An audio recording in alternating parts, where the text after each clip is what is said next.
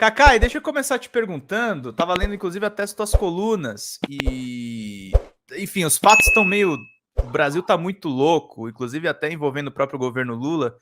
Mas eu ia te perguntar, você tá indo na mesma mão, né? A primeira turma do Supremo ratificou a suspensão do X. O X foi tomado por perfis nazistas e de extrema-direita e está fazendo ataques reiterados ao ministro Alexandre. E você ressuscitou a questão. O Bolsonaro ainda pode ser condenado a 20 anos de prisão. Você está crente a respeito disso? Como é que você vê a situação da família Bolsonaro e dos mandantes do 8 de janeiro?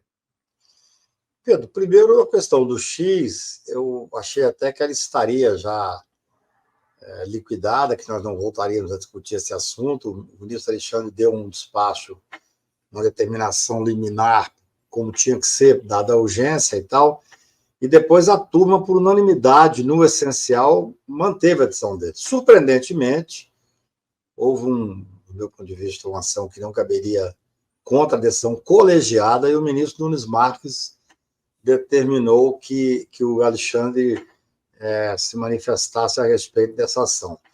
Todos nós, ou pelo menos boa parte de nós que trabalhamos no dia a dia no Supremo, que também advogados, professores, consideravam que o Nunes Marques ia simplesmente arquivar essa ação. Mas ele deu um despacho. Eu li ontem que o presidente do Supremo, o ministro Roberto Barroso, disse que não vai submeter essa questão agora ao plenário, que ele acha que essa questão, como evidentemente é uma decisão colegiada, não pode ser enfrentada por um processo.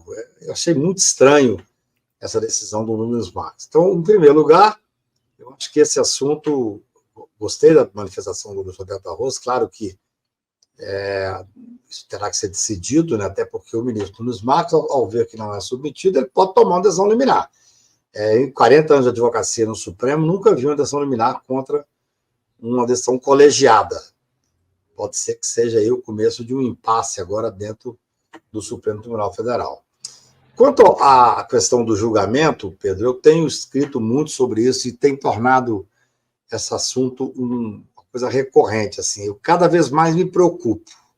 Uhum. Por quê?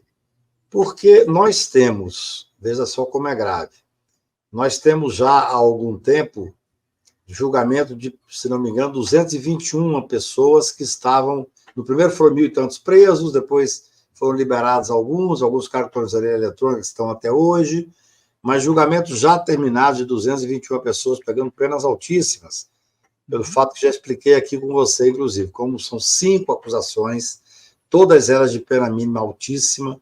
Quando você tem 2 hipóteses, você condena ou absolve. O tribunal já chegou à conclusão que vai condenar, a condenação, como é concurso material, você tem que somar as penas. Então, a pena mínima é 12 anos, 13 anos, 15 anos.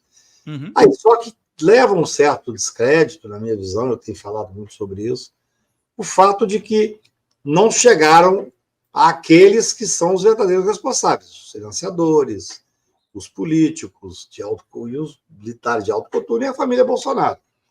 Então, isso está gerando uma insatisfação. Do meu ponto de vista, esse é o motivo de nós estarmos permanentemente vendo ataques ao Supremo Tribunal. O que aconteceu ontem, 7 de setembro, aquela manifestação, que ainda que pequena, não foi pequena, foi 45, foi 4 vezes menor do que a última do Bolsonaro, mas tinha 45 mil pessoas, e com destaque nas mídias e tal.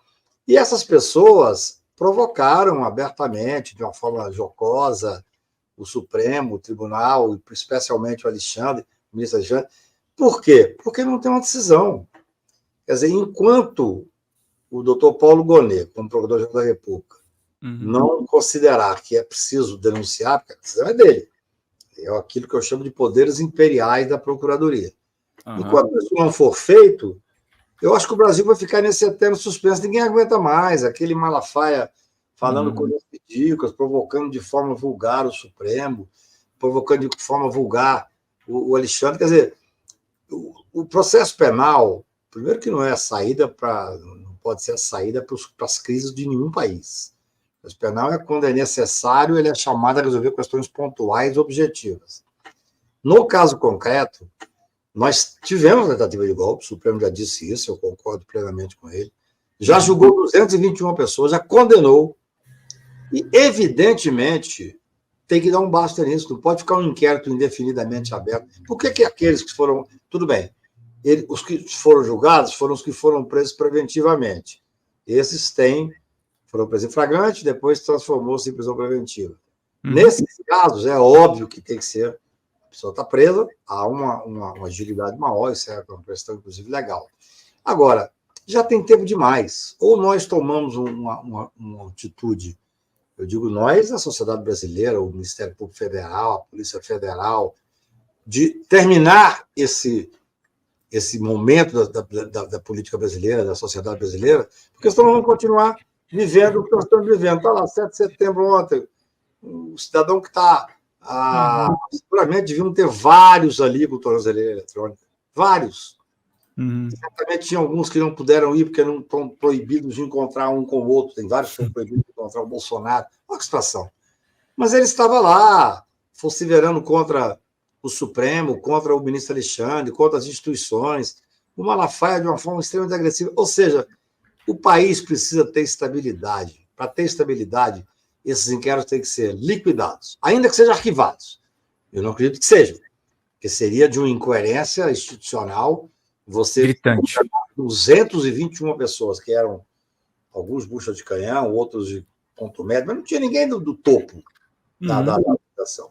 Então, o que nós esperamos é que isso se dê da forma mais urgente possível, dando o devido processo legal, dando direito de defesa, mas nós temos que mudar essa página, Pedro, ninguém aguenta mais. Fala, pessoal da Folha Democrata, aqui é Pedro Zambarda, editor do canal aqui e também do site da Folha Democrata.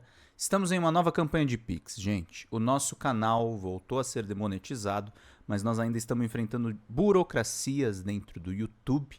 Então a gente pede para vocês contribuírem no Pix, diretamente no Pix, gente. Faz um depósito lá no nosso Pix, você nem precisa usar o cartão de crédito, você pode fazer o Pix além das nossas metas por live, que é de R$100 no Pix. Vocês podem ajudar em folhademocrata@gmail.com. Essa contribuição no nosso Pix é necessária para pagar o salário dos trabalhadores aqui da Folha Democrata, como o meu salário e o salário também do nosso editor de cortes de vídeo, o Gabriel. Então é necessário a gente fazer essa campanha de arrecadação, gente. Folha Democrata é um canal novo que surgiu nessa era democrática de governo Lula 3 e a gente precisa do seu apoio para continuar fazendo esse trabalho. Gente, muito obrigado pela paciência, pela colaboração de vocês e contribuam. R$20 de Pix, vocês ganham livros aqui no nosso canal, que estão disponíveis aqui. Basta você fazer a sua contribuição e depois mandar e-mail com o pedido de qual dos 3 livros, temos ainda um 4º livro para a gente dar de presente, no folhademocrata@gmail.com ou no pedrozambarda@gmail.com. E quem mandar 80 pilas no Pix ganha um curso de roteiro de comédia com a Xanda Fontes, a nossa sócia. Gente, vida longa e próxima.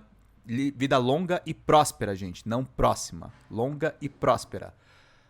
Cuidem-se, cuidem dos seus. Até mais. Tchau, tchau.